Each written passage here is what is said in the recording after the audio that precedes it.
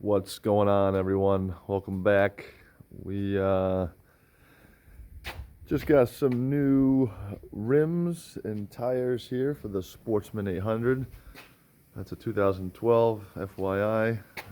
Probably said it a million times, but we got some new Lite 2s. They are a 6-ply radial, which is what I wanted. Don't necessarily believe in 8-ply tires or 10-ply tires on a quad or a four-wheeler, whatever you guys want to call them.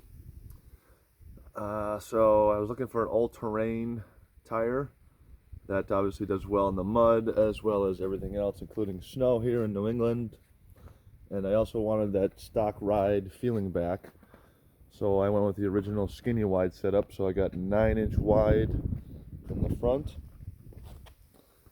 just like stock, and I got 11 in the rear, just like stock. The only difference is I went with a bigger size tire. I used to have STI Black Diamond XTR 6-ply radials, one of the best tires I've ever had. I bought 27s and they only measured 26s, so I was very disappointed. These, however, I went with a 28, so I didn't lose too much ground clearance, obviously, compared to my 30-inch BKTs, which only measure 29.5, close enough to 30s. These are 28s, and they measure 27.5, so did not lose a full inch at all, and I'm actually excited about that, which is why I went with a 28. I did not want to go with a 30. I didn't want too much weight or anything of that nature. I wanted that stock ride back, like I said. So these are, hold on one second here.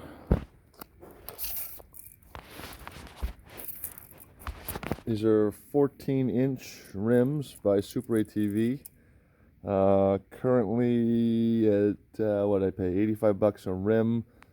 They are a 4.5, 2.5 offset, which my STI HD3s are a 4.3 offset. But as you can tell right now, we are pretty close to 27.5. Yeah, we're close. Sorry, I'm moving this whole thing around here. So I'm running, I got 7 pounds of PSI in them right at the moment. I'm gonna mess around with the air pressure, obviously, as we go here.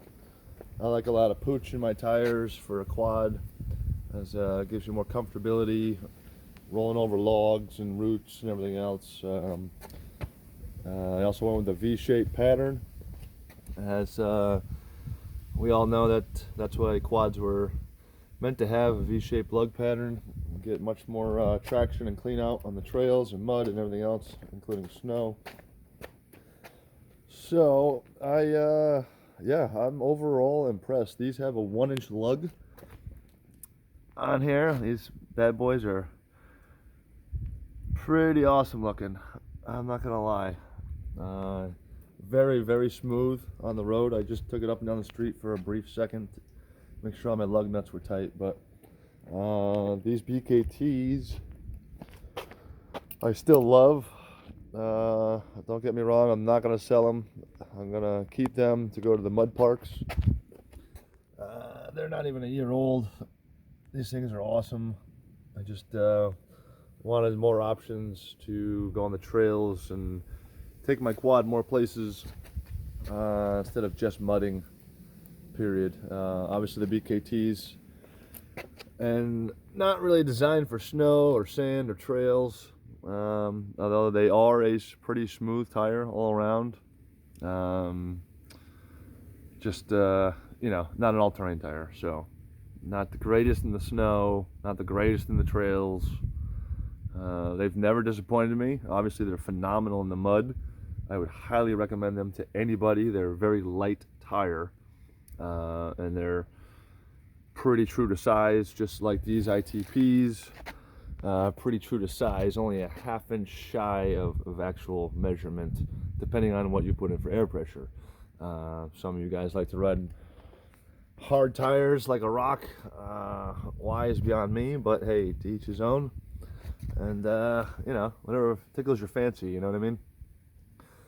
So this is the new setup here on the Sportsman 800. Just wanted to give you guys an update on the quad. I'm really excited to go try these out in the snow and the mud.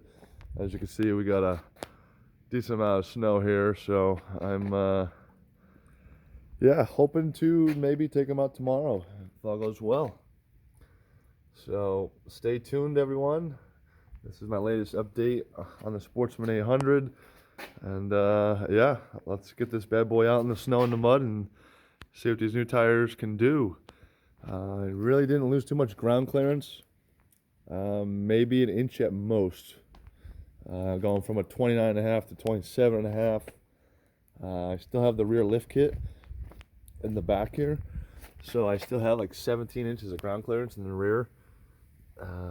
So the rear is not going to be an issue.